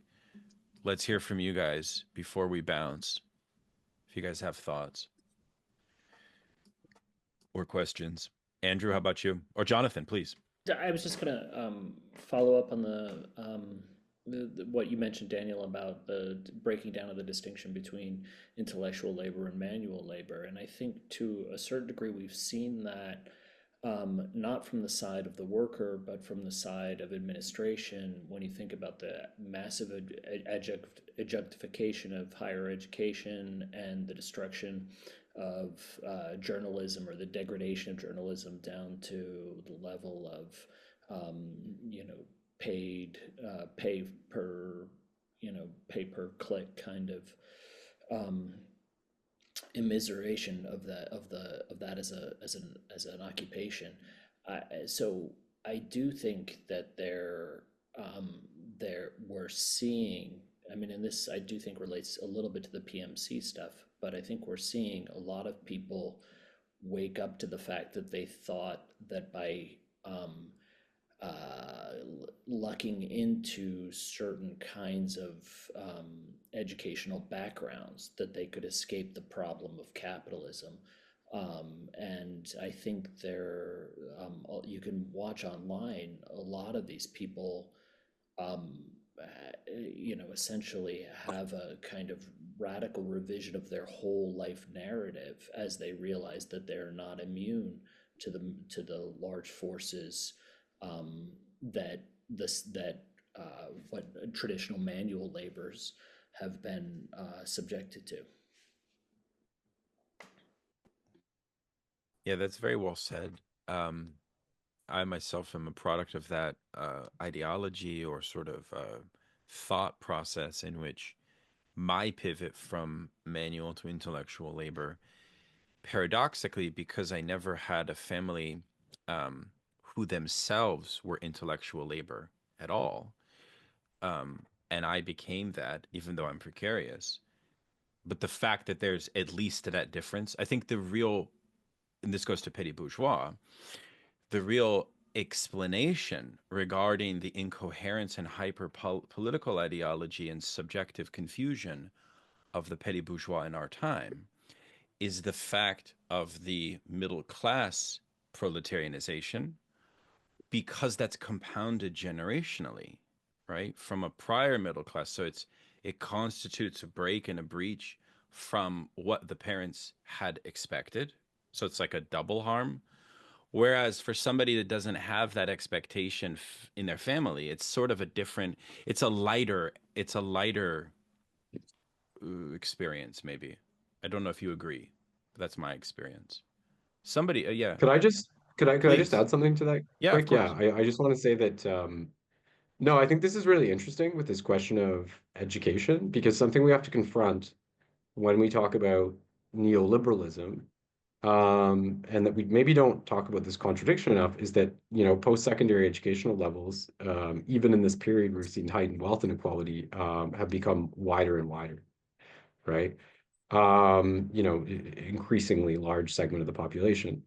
And I think a lot of this has to do with something you could trace back through the history of capitalism, which is that, education, I think, because of the intimate link with labor productivity, has always been, in a sense, the great exception with respect to a willingness to socialize and provide. So even if we go look at Adam Smith, right, for all his, advocacy of market competitivity and all this, he advocates, I believe, in The Wealth of Nations, for the systemic establishment of universal education, which I think Scotland had already had and been a significant part of their intellectual renaissance. But of course, we're seeing here something which is that, in the context of a post-war climate in which wealth redistribution was more comprehensive and university education less diffused, this was like a ticket, right? You were going to do very well, probably, right? In the context of, and especially in an economy that responded to labor-saving technology by creating more and more bureaucratic vocations. But as university education becomes broader, when simultaneously, right, you're seeing this increasing gap between classes, right? And the adoption of certain neoliberal techniques by universities themselves, right? I think I read that in the United States, the number of tenured faculty had not actually increased since the 1960s, in spite of an explosion of administrators and students, right? So that tells you they're just relying on all kinds of forms of precarious labor. That any semblance of a strong guarantee, well, education inevitably confers a kind of status in the employment market. Any sort of strong guarantee is depleted. But I do think it's important that we single out education as being exceptional in terms of the provision of social services. And even today, like the right, they're not attacking all education, right? Because I think that's depoliticized to some extent. What are they attacking? They're attacking branches of the humanities, right? Which are teaching doctrines that they feel may be subversive in some sense or the other, right? So you read these articles in Breitbart, where they talk about how all the subversion in America is secretly engineered by, Judith Butler or Gramsci going back earlier, or something like that, right? So there's almost like a fetishization, right, within the right-wing media of the generative power of these kind of figures. But this also has to do with the fact that the university, I think, is really one of our last, even quasi-public spaces in our society in which significant conversations like this can occur for all its defects. Anyway, that's all I want to say. No, that's really good. Yeah. I do feel that this compoundment of crisis also represents some type of loss that goes into much Marxist theory of state theory regarding what you might call the telos of the bourgeois project as a state project, which is capable of sort of having a coherence or an organization. I think that, as Benjamin Studemaker writes, I think quite well, that project is in what he calls a liminal crisis, right? Which is a crisis. It's a good concept, right? It's a crisis that will permit the structural achievement of capital within the state apparatus, but will not or does not need to have a kind of unified mission amongst the sort of the bourgeois vanguard. So, like, if Marxism is this mimetic rival to bourgeois forms of leadership, the bourgeois cadre, the bourgeois technocracy can survive in a liminal crisis, can survive fundamentally at odds with itself, right? Which I think is interesting in a certain way, and explains this sort of strange agonism of bourgeois institutions, including the university, where it's not so much ideological incoherence, but almost like affective aggression or something like that, like a kind of climate of hostility. It would be nice to have ideology, right? But that's not even possible. In fact, more so it's these days a culture of open hostility. Julie. Closing remark about Therborn. He really lauds the role of the organizer, the cadre, and points out that the difference between the organizer and the bourgeois technocracy is that the organizer has to get buy-in. The organizer has to get consensus, to get people to go along. And I think it's interesting that he thinks that you can build an entire society based on this. So my question, if you do get that interview with him, is I want to know if he's ever worked as an organizer. That's a lovely question, Julie. I would love to ask him that. He's such a sweet man. I highly recommend his work, everybody. Wonderful book on the family, which I mentioned in Discord, which is a really, really, I think to approach that Engelsian question of like, what's the socialist take on the family in our conjuncture, in our moment, in our era, must begin with Therborn's text, in my view, because he situates it in relationship to the sexual revolution in a very, very interesting way, apropos the policy outcomes of the material policy outcomes of the sexual revolution in the West, and how that's uniquely or hasn't uniquely affected the family. Yeah, so anyways, I will see what I can do about trying to land an interview with him. I'd love to find that out. I would love to, yeah. Anybody else want to jump in before we bounce? I have my interview with Jacques Rancière in a couple of days, so I'm very excited for that. We have a live event with Vanessa Wills on Thursday night. If anybody's in DC, please come. There's be a lot of DSA folks coming out. Hopefully you guys can come.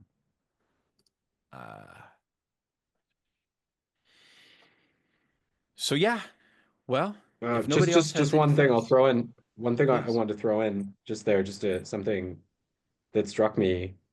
And I was looking at a text comparing Althusser with Gramsci, but in objection to, or looking at the influence of Gramsci on Althusser, but in objection to Gramsci's sort of, theory of the march through the civil institutions and all of this and the way he conceptualizes hegemony. At some point, Althusser says, as far as I can tell, the state is constructed in such a way that it would be completely insensitive, or not insensitive, but unreceptive to, you know, any of the kind of antagonistic discourses that swirl around it. Right. So there's a sort of, Yeah. you know, and this is almost kind of Schmittian, right? There's like this nucleus, right, Mm-hmm. that seemingly cannot be dislodged. You know, and I find this an important point, and a very important one now when we look at what's going on with Israel-Palestine, Mm. right? Because, you know, we're used to, um, you know, there being a certain uh, tolerance of dissent where we go and we kind of say things, Right. uh, you know, and nothing really happens, and it's like, okay. But I think that now this issue has been identified as sufficiently precarious with respect to, you know, the political structure, that what we're seeing is a much harsher kind of clampdown. And it seems quite jarring, right? When you hear things like, you know, the School of African Oriental Studies in London is ordering students to be arrested, right? You know, of all Right. places, right? Right. You know, the guys who study post-colonialism are getting like, and of Mm-hmm. course, 100% of their faculty opposes it, right? But it's this kind of like, you know, we don't give a fuck what you actually think. We don't give a fuck if Yeah. 80% of the population is opposed to it. That is the sovereignty. That is what we're doing, Well, that is right? actually, that does raise this sort of debate I had with Douglas Lane and sublation, precisely because one of the points that Doug Lane said apropos Losurdo is like, yeah, well, Losurdo's critique in Horkheimer and Adorno for their dissent, like let's call it dissensual Marxism, we could say, apropos Vietnam, where they were in the Hmm. minority, but they were Marxists, right? But they were basically, and they had, you know, it's very funny because one of my problems with Platypus is their paternalism. It's like they're Hmm. pedagogues who love to remind everyone that they're older and that they have wisdom and that we are kids and all of that sort of condescending bullshit. But which I think is very deeply un-Marxist, by the way, in terms of pedagogy and so on. But he's saying, yeah, but Losurdo's position was the dominant position. How is it indistinguishable from ultra liberals like the hippies? Hmm. And it's just like, wait a second, no, that actually presupposes a certain theory of how Marxist ideology is to deal with like existing um, struggles for recognition on the one hand, but also like this unknown question regarding how should Marxism be a dissensual discourse within bourgeois institutions. You know what I'm saying? That still remains, I think, a valid question for us to consider. I mean, Hmm. the obvious problem that I have is that I think that you fall into this condescension of contrarianism or gadflyism, which has limits. You know, it has limits, and I think that you also do a disservice to paint Losurdo as sort of somehow like a social justice warrior is sort of the idea. Um, Yeah. when in reality, Marxism should never shy, right, from that. Let's call it like spontaneous liberal do-gooder yearning for justice. I think that's kind of one of the main thrusts of Losurdo's teachings, while at the same time maintaining a materialist um, approach at the same time. So, but I think that in the discourse it still remains, and I wonder, Zach, maybe you could jump in on this. Yeah, like how does one actually maintain that careful? Because there's a difference between the unity of Marxists and that terrain of ideological landmine and struggle. But perhaps it's even more important for how we comport ourselves with um, non-Marxists, right? Zach, go ahead. Yeah, I think the moralizing aspect is really important that he highlighted in the book, throughout the book, really. That it's not just simply, you know, a binary struggle. Obviously, that's kind of like the main focus of these few chapters. And we see that expressed with contemporary Marxists, well, if you want to call them that, like Chris Catrone. I saw this podcast he was saying the other day where like he was basically saying, if I understood it right, that Palestinians shouldn't resist, that they should kind of just be subsumed into the economy of Israel, because then they'll be proletariat, then they'll have real agency. Whereas now they're so precarious they can't even have agency. So that's like this extreme binary class reductionism that you know, if I didn't know any better, that it would be disinformation or like, purposeful misinformation of, misconstruing what Marxism is, of this extreme reduction, versus Losurdo's text really brings that, moralistic, for lack of a better term, thread that existed within even the writings of Capital, where he's like, using poetic language to kind of talk about the horrors of how the capitalists act and the horrors of, primitive accumulation. And I think that thread has kind of been lost, in contemporary Marx or contemporary leftist discourse, I guess. I think that's right. I think in the case of Coutron's view on Hamas it's his reading of Lenin as like Lenin said that terrorists are liberals with bombs.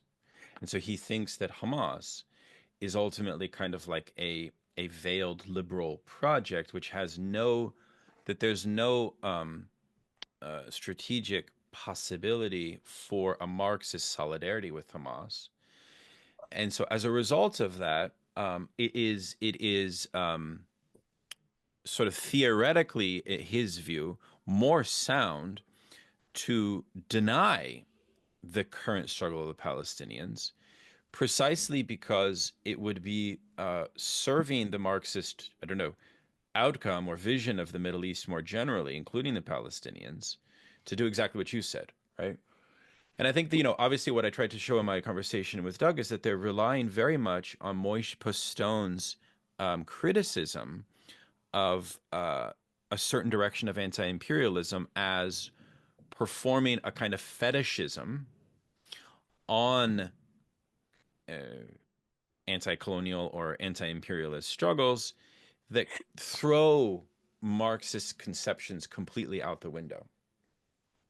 And I think that what Losurdo helps us understand regarding that, right, if we accept this notion of multiplicity of struggles, and we accept this notion that Marxism is about a kind of multiplicity of social subjects thought vis-a-vis social revolution, what that allows us to do is not, because what is Postone's position on fetishism?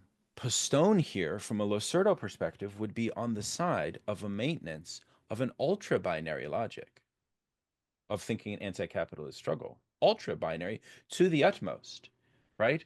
So much so that it would result in total political quietism on these issues, if you follow Postone's logic. I don't think that this is useful at all. I think this is actually anathema to Marxism, in my view. I know I said this on Doug's show. Go ahead. Okay, Connor. just about Postone. I would just offer a couple quick notes. First, you're not. I don't think you're wrong with respect to the thing about his position on anti-imperialism, but I should just say that emanates firstly out of an opposition to wealth redistributionism, right? Because the idea is that there's an increasing gap that emerges within capitalism between labor productivity and value per unit of time that will drive toward revolution in a kind of teleological sense. And that any kind of project which attempts to alleviate this, be it state socialism or be it organized labor, is, as he says, quote, capital constituting in that sense. But secondly, you were saying, what was your second point about Postone? You were saying that he was, what was the second thing you said? That I think you could read his conclusion in his critique of anti-imperialism since the Iraq War to the present, especially with the lefts, as basically insisting upon what Losurdo calls binary logic of class struggle. Yeah. So this is interesting because the binary logic, I think, sometimes is attributed to Postone, and this has to do with the way that so many of people who read Postone, I think, go in a kind of messianic direction, which can be discerned within Platypus. It can be discerned within the readers of Postone and Endnotes, for example, because he's a big influence in that sort of ultra-left discourse. What's actually interesting, though, if you read Time, Labor, and Social Domination, which I don't know if you have, but it's a good one. You should read it, even if I disagree, strongly with much of it. But the stuff on time is very interesting, like the constitution of time as a condition for the creation of capitalism. But to say in that book, actually, that book is funny because it's actually reformist. The book. So in the book, he says he supports a guaranteed income. He doesn't say much about a positive political project, to be clear, but in the few times when he touches on it, he says at one point he wants a guaranteed income, a la Andrew Yang, I guess, Yang bucks.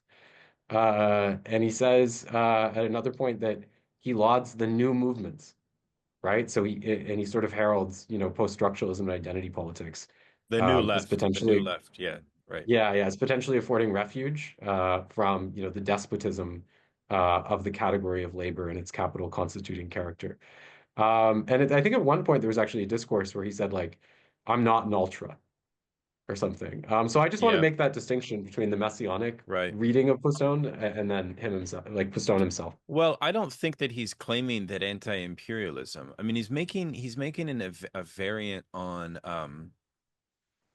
the Second International chauvinism that led to socialist imperialism as returning, what he calls the anti-imperialism of fools, and the problem for which is that the worldview of the left wavers immensely from socialism in its epistemology of social conflict, right? And Hmm. it ends up, and I think there are valid points about this. It's almost psychoanalytic.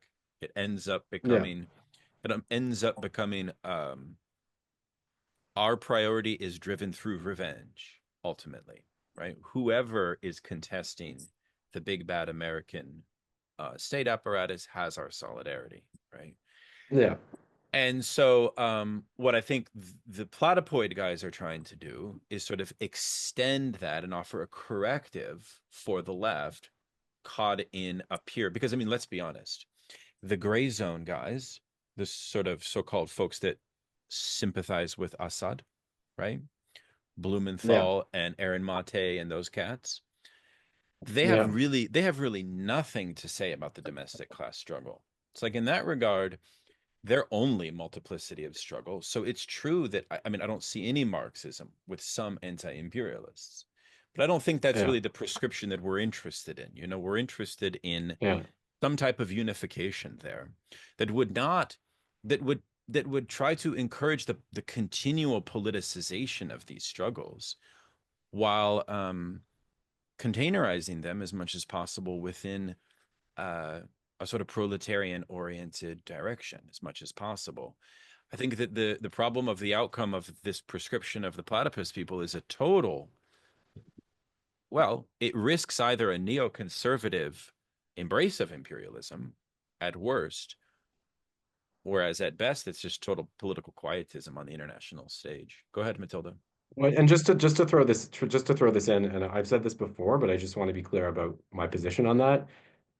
This stuff about Palestine, and the how they should supposedly assimilate to Israel, catastrophic misreading of the actual history of organized labor in Israel, which Right, has brutalized and expelled Palestinian workers, right, and now, often has them coming over cross-border to make fractional wages where they can't organize, right? So the labor struggle has actually been deeply repressed within right, that context. But this is really just part of a larger issue, which is that, it was never under the yoke, or very rarely, we should say, of imperialism that nations actually were successfully able to proletarianize.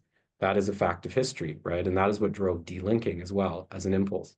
So by ignoring this and by pretending, right, that the extension of American empire will proletarianize everyone and pave the way for right. world revolution, they're doing exactly what Losurdo points out when he talks about the way that the denial of nation at a certain point becomes the chauvinism of imperialism, right? Right. Yes, exactly. No, that's extremely helpful. Thank you, Matilda. Go ahead.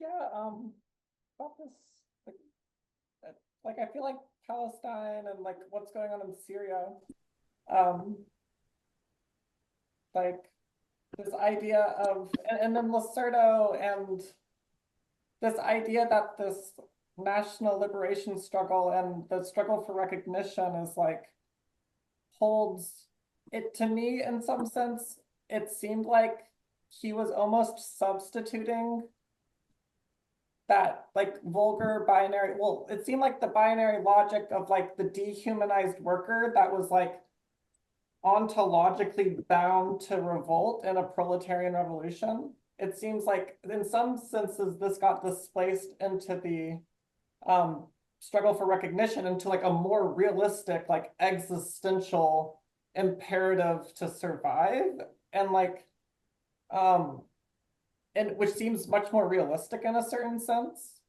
at least perhaps historically. But like Yeah. to me it seems like, and then that's why I went, and that's why I've been intrigued about Stalin's work on the nation, and as a historically constituted community that, I mean, it seems like if we're going to be thinking about Lenin and his kind of fulfillment of the idea of class struggle, it's likely he's thinking of the nation along the same lines that Stalin is laying out in his 1913 text. And so I feel like this definition is important to wrestle with that Stalin lays out. And it does seem like the nation survives or subsists through different modes of production too. It's like this community that subsists throughout different modes of production in a certain sense. And it does seem like a character Yeah. in a certain way. Right. And I mean, just with regards to Palestine, it seems clear to me that there is a denial of a national struggle there, and that it's not going away, and that it won't go away, you know, until like there's a recognition there. And so to try to, you know, do this like play like the whole like universal proletarian card on top of it seems like a bad idea, and it's like clearly not gonna fly in Palestine or something. Well, I think the other problem is that there seems to be an argument on their behalf that internal to the Western bourgeoisie, including left intelligentsia and petty bourgeois intellectuals, is an inevitable, and I mean inevitable, fatalistic subsumption into the bourgeois state project, right? This because it goes back to ideology. So like the state project as like the kind of apparatus of the educational state system itself will permit like PSL ultra socialist expression, kind of like a feral revolt. But ultimately, the institution which will govern the destiny of the imperial state project of the US is the Democratic Party. And there's no escaping that. And so I think that, you know, to some extent, this notion of how Marxists theorize, like American, the American hegemony of the Democratic Party. I mean, I myself am wary of that. I mean, when we spoke with some PSL comrades, I did have the sense that with the absence of a serious effort of the building of a socialist party, and I've read enough Christopher Lasch and enough like Marxist Freudian, like this is where Freud comes in group psychology, to be worried about that reality. Like that does worry me. Do you know what I mean? Ideological capture by the Democrats. It's a serious issue, because it does determine a field of struggle, their power. That doesn't mean that anything is efficacious in their power, because again, ideology exists in states where things are not coherent. Do you know what I mean? It kind of hobbles along, right? Might as well be nihilistic in some sense. So institutions and power is where this all leads me to. I don't know about you guys, you know, this kind of question of like a serious development of counterpower on behalf of socialism, right? Is what leads me to. I mean, that idea that like the communist parties in the Middle East, say of Lebanon, are beholden to the Democrats is what Doug Lane and them tried to suggest in my debate with them. I think that's fucking silly. Like that's kind of taking it too far. right? But I do agree that the dominance and hegemony of the Democrats needs to be absolutely fought and overcome. And Well, where they're correct is in a sense like the way that, these anti-colonial, anti-imperialist projects have often, as we said earlier, right, recapitulated certain imperatives associated with capitalist development. And yet, it's a like little what? bit, Like what are you thinking, for example? What are you thinking? well, I'm thinking about like the achievement of industrialization, right? Which would thereby open itself, right, to kind of the establishment of greater levels of domestic capital. And yet, the irony of this is that, they oppose that, and what they appear to favor is subsumption into U.S. empire, but for what, right? Because it's like that didn't even get that far. Right? I mean, Marx talks about this when he Right, talks about right, India, for example. right. Right? So No, the problem is that they fail to recognize, like, in a sense, that even if you like, this is the thing about, I've said this before about state socialism, even if to me the critiques of it kind of fail either way, right? Because if you believe that it's the legitimate, second coming, as Losurdo does, then great, you support it. Even if you reject its legitimacy, one still has to acknowledge the crucial role that this played in actually bringing about, right, the level of development in which something like proletarian revolution would be possible. And that's completely neglected by their discourse, right? Well, also it's reflective of a pedagogy of paternalism of regarding how they see the working class in America. They see the working class in America as, I think, essentially a kind of pacified agency. And this is the notion of the constitution of a civil society project of education, which I think is, in principle, of course, a solid plan that is necessary. But it feels to me that it's a bit sort of exclusive in its conditions for politicization. Like, I think this is something that Marx realizes, right? Which is that the natural and spontaneous basis of alienation does not perfectly reflect theory. Like there's a dissymmetry between the two, and that's fine. Like Marxism can account for that dissymmetry, right? That's not a problem for us. We don't have to make that match perfectly, and I don't think that. I mean, I think that maybe perhaps the socialist movement had these presuppositions historically, but I don't think that we can proceed with that presupposition, if that makes sense to you guys. Do you guys agree? Otherwise, we would miss like the way that class conflict and antagonism is already happening, already expressed. Like it's like already virginal. It's already there for us. I don't know if that makes sense. I'm still thinking it through myself. Um, Kind of goes back to like Lenin and the necessity of dictatorship of the proletariat as based in a theory of, frankly, um, a sensual theory of immiseration of the working class, or like of the experience of labor in capitalism, which doesn't presuppose that you adopt the immiseration theory. It just presupposes a baseline understanding of like what the effects of proletarianization are, a certain way. So maybe we over theorize that. We try to say that you can only be political in this way, but not this way.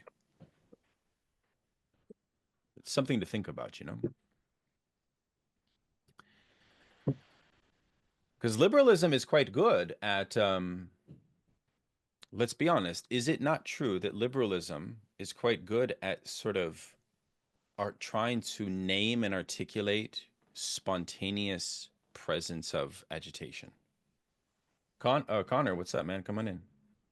Yeah, what's up, everybody? First of all, sorry I'm late. I was a little busy. I knew you guys would still be on, so figured I'd tune in. But yeah, like the first thing I want to say is, even though we're being a little critical of Catron's a serious thinker. Like, I think it's helpful to engage with him. He knows his stuff. He's read his Marx and so on, right? So, indeed, a worthy person of engaging with, I would say. But Yeah, but the thing is for me is that like going back to this way of theorizing class as it is framed by Losurdo, it seems to me is that Losurdo is framing class as how it is that it is one experiences antagonism and alienation in one's everyday life, right? So how is that registered? How do we reify those categories of thinking about that alienation, which goes against the vulgar theorizing of class as a economic category, as your place within the economy, and so on. And it just seems to me that like Catrone is not really interested in this sort of like experiential sort of thing, basically. And when it Yeah. seems still, whenever people start talking about, you know, their suffering in everyday life, Catrone seems to think that we're veering away from these sorts of, you know, commitments of Marxism. And I just like don't think that's, you know, or at the very least what Losurdo provides to us is a way to hold those two things in our minds at the same time, right? And I think that is a much more robust and interesting way to think about class that again speaks to potentially how people are actually living their lives. So whatever, I just wanted to say that. Yeah. Does Yeah. Losurdo really believe in like because like you know he talks about that, but then a lot of it is subordinated or assimilated into you know national questions, which is precisely a defensive gesture vis-a-vis you know the hegemonic status of capital globally.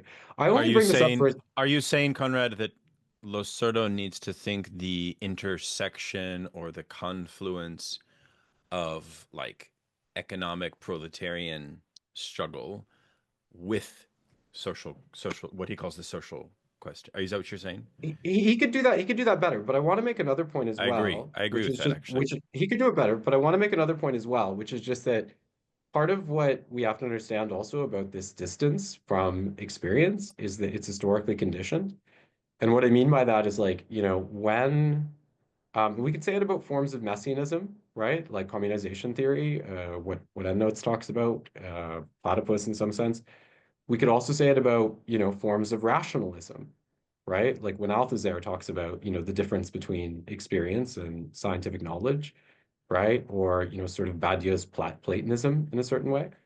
Of course, all of these have, you know, a certain referentiality with respect to our experience. But the point is just to say that, you know, the more distant the possibility, there's a tendency within Marxist theory that the more distant revolution seems, you know, the more, you know, the remoteness of, you know, the more theory sort of takes a certain retreat from reality and politics. You know, and in some ways, and we can see this very clearly within Losurdo's text, this is guided by a set of historical imperatives, right? So, of course, you can't simply accuse the author always. You know, again, Losurdo, again, I think he could do a better job talking about, you know, some of these intersections, if you will. We've been talking about intersectionalism made real, quote Daniel Tutt. I branded that for you.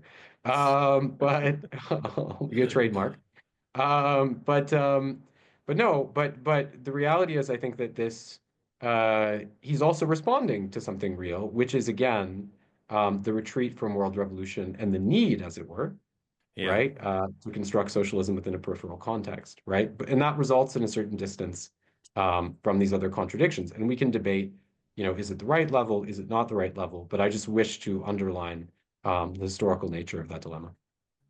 No, I think it's a good point because I think there is almost like a paradoxical overlap between communization and some of the platypus line apropos proletarian agency, whereby there Mhm. is a sort of general mistrust in the capacity of socialist movement to cohere any viable direction of proletarian agency.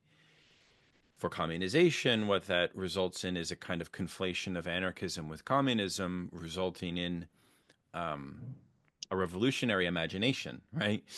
Which is of an immediacy, an immediate transition premised on societal collapse. Right? Societal collapse will have a communist direction, right? And so we can think a kind of emergency communism as a horizon.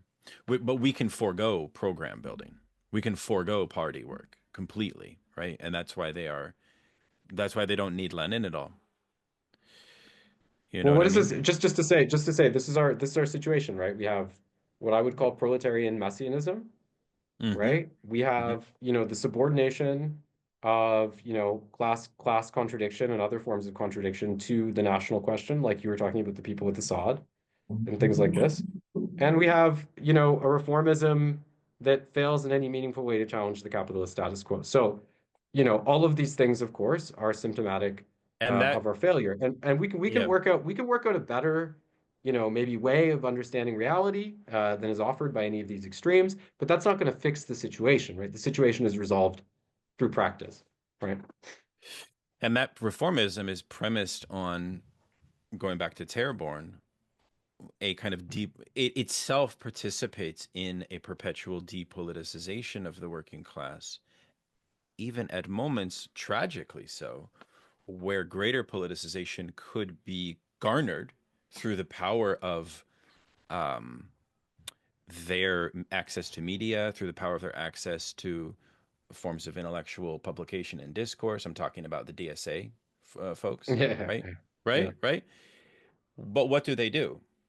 Each time they fall in line with the Harrington vision of a depoliticized bourgeois direction. It goes back to a question of leadership in some sense, but it also goes back to a sense of what that then creates is a false division which liberals can easily come in and exploit, because then it becomes a question of the chauvinism of democratic socialism, because they're not adequately satisfying the discontents of the working class. Right. And then it becomes a question, I think, of that's where the generational thing comes in, and the legacy of the new left and the boomers and their wealth and their dominance over American institutions plays an outsized role there, because they don't want that politicization to truly take place, of course. Not only can they not experience it, right, only after they're gone from the scene, and they'll be gone soon. So we'll be able to see. But probably it's very likely that I think that within the space of these left-wing institutions, that's the side of antagonism that needs to be accentuated. The problem with the communization people is that they don't want anything to do with that. For them, they might as well adopt the old social fascist thing, that it's all social fascism, right? And to me, it just becomes that's indistinguishable from liberalism. That's the irony and the paradox with them. It's exactly what liberals want to say as well, because liberals actually do see an existential difference with socialism. Connor, do you still have a point? Yeah, I mean, a couple things. First of all, Matilda put a very interesting comment in a chat, just in regards to, and I thought this was a very interesting departure point in the reading today as well, when he says like this sensuous kind of young Marx is something that is we have to move on from, right? Or rather, that Lenin at the very least moves on from. And the way that I'm understanding that point is just that with the emergent age of imperialism, your immediate sensuous experience cannot fully account for the composition of your lived reality, right? Which is to say that you cannot sense how it is that, again, people are being exploited in India or any other colony, right? Which is to say that we need to think more abstractly. The demand to think in totality is becoming more, let's say, intense, right? So with all that being said, though, I don't think this means that we have to depart totally, to use a word, from just how important daily experience is in understanding alienation and so on, right? And so going back to something Connor and I was talking about, because I was talking about like basically daily experience and how it is that alienation is registered therein.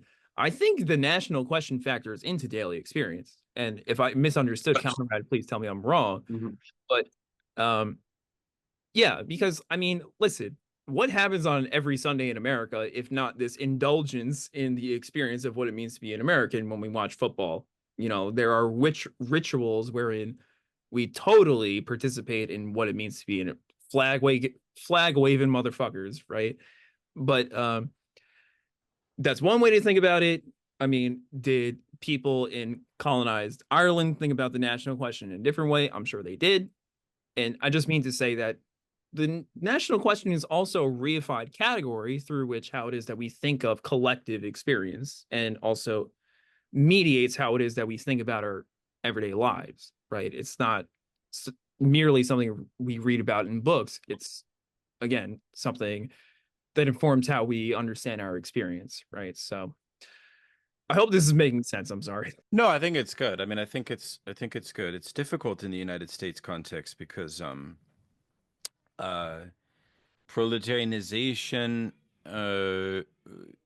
we seem to lack institutional mechanisms by which to facilitate or even encourage forms of sort of like, what was the title of Bernie Sanders' new book? Don't worry, it's okay to be critical of capitalism. It's like, really, that's the most you can muster? Like, we give you permission? Like it's okay to be upset about do you know what I mean? It's like, this is part of the reason why liberals think that Marxists have nothing to say ideologically.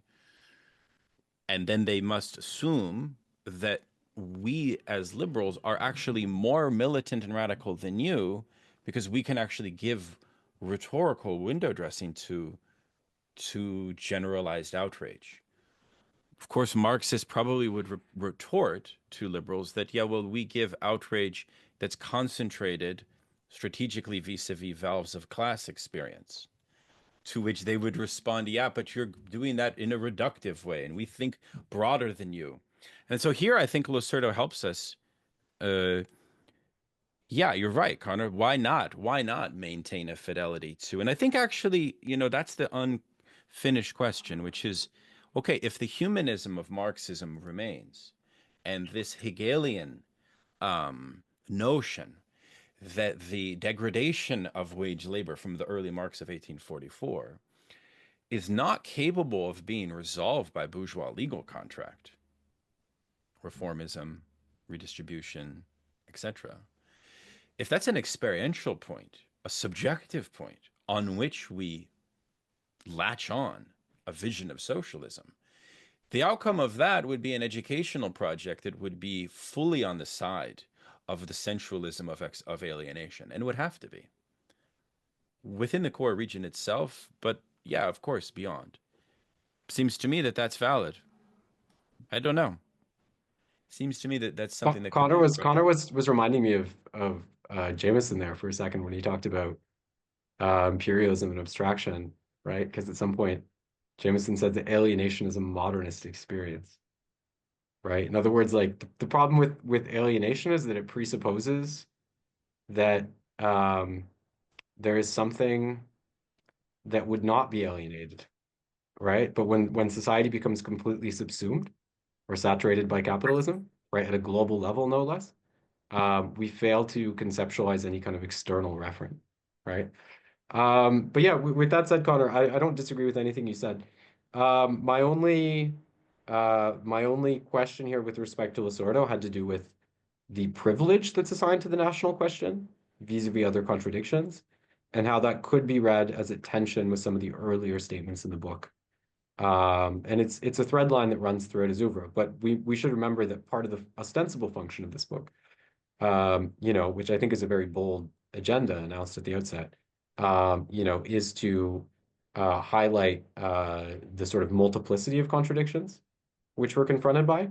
And you're correct to say the nation has some bearing upon experience. It is an abstraction, but it's a real abstraction, if you will. As with many things, so too do race and gender and many other things. But I would worry a bit throughout the book that focus, it allows him to get distance from a sort of proletarian reductionism, right? But that as the book progresses, at least to the point so far, that it's parlayed primarily into defensive national projects. Again, not that it's wrong, right? We were talking about this, right? National liberation, very important. Delinking, very important. Right. Right. But how is that being used within the analysis of the text? So that was more my point. As for But watching also, football or whatever, I'm not trying to take it away from you, Connor. So don't worry. It's okay. It's great. I like it too. Yeah. What do No, you think? I mean, if I hear you correctly, Yeah. like, is Losurdo veering into his own kind of like chauvinism or something? Like, is this well, well, the national question is not qualify as chauvinism, or it's very right? unclear how it does, but it should. That should be part of a theory of chauvinism. Seems to Right. me that the distinct experience of the Italian Communist Party, remember his criticism of Tronti and workerism, which was actually, in a weird way, even though workerism is embraced by people who are, by today's standards, very anti-working class. I'm thinking of certain academic Marxists that I know. At its time, during its time, it was like a genuinely class reductionist thing, and that was a problem. And it then sheltered itself from civil rights movement, for example, sheltered itself from anti-colonial struggles, for example. But then that was a historical moment. Things have changed, I think, quite a lot now. Actually, my favorite, I just want to say my favorite, not my favorite, but the funniest moment in Workers and Capital by Tronti is he's talking about, what is it, like the hot autumn or like one of these sets of wildcat strikes in Italy in the 60s. Mhm. And he's like, what we've seen over the past 12 months is more important than every anti-colonial revolution. And I just thought that's just it's an incredible passage. And one that, by the way, has it probably seemed really dumb at the time, but it seems even dumber today. I have to say, so that is like, but all that said, read Workers and Capital. It's an interesting book by Mario Tronti. Okay, fabulous, guys. Thanks so much for an excellent session. Is there anyone else who wants to jump in with final thoughts, comments before we break? I'm sorry, I can't help myself, but Go ahead. yeah, like the way I was understanding this Losurdo reading today is just like the precondition for international struggle is to mobilize your respective nation that you find yourself in, right? Which sounds very simple, right? And uh, you know, Conrad earlier mentioned Jameson. Jameson says as much that that's the only way that we can cognize international struggle in any meaningful way. Like and so I think this is like a necessity that we have to do. And so in another sense, then, like, if these plats are thinking of the international revolution as being administered through the emergence and ascendancy of American capitalism, I think that's just short-sighted and very narrow-minded, right? So the question then becomes how it is that we can support respective national struggles rather than, I don't know, doing this work for them, right? And is that not in itself a paternalistic point of view at the very least, right? So yeah, I don't know. Just some I things. guess part of the difficulty here stems from the fact that the moment, like obviously nations continue to play a really significant role in the world. And we've seen these kind of, prophecies with respect to like, there's going to be, the internet's going to, could, be part and parcel of the erasure of national distinctions and how those have sort of failed, right? And of course, that prophecy itself was also, I think the subtext of it is the prophecy of a kind of unlimited American hegemony, right? Which didn't come to pass. So obviously it's still really important. At the same time, part of what someone like Jameson would be saying is that, while he wouldn't neglect the significance of the nation, that the nation is also an inadequate frame for comprehending, capitalism in its global stage, right? What he calls late capitalism, right? And that this actually contributes to a great deal of difficulty because, on one hand, there are certain respects in which the national struggle becomes outmoded or subordinated to, international instruments of finance capital and all of this. And yet at the same time, we don't have a truly international means of organizing. So we're in a kind of epistemological and praxeological sort of crisis, which has no clear resolution. And Right. so, like, even if we look at Empire by Negri, he's like way overstated with respect to, the imminence of the disappearance of the nation, right? There's some pretty bizarre proclamations in that book in terms of, the extinguishing of these fault lines. Right. But at the same time, we have to say, even with a text like that, that it is symptomatic of something, right? And I think Jameson gets that better than Negri does, right? But this is the difficulty, right? Again, we can't just stay on the national level. It is important, but we also have to acknowledge the increased significance of the international level, in comparison with the past, which is not to say that the past was devoid of Right. internationalism as Well, it's very interesting also this notion of the autonomy of certain struggles like Hamas. Notice how the Western pro-Assad contingent had a much more difficult time adapting to the change in leadership in Syria than did Hamas themselves, which indicates to me the ultra pragmatic basis of their struggle. Like it's in a constant mode of, in that sense, it's almost like pre-ideological. It's like a pure struggle, recognition struggle, if you want to use that phrase. It's like a pure, so therefore it has a certain level of desperation for which we almost like falsely impute. If we even were to impute ideological purity onto it, it would be because it's in the context of like chaos and war and all of that. So I don't know, that struck me as interesting in a certain way. And also the regional left-wing movements themselves also do not face a profound backlash when it comes to the internal composition of Hamas, right? So that's the whole thing.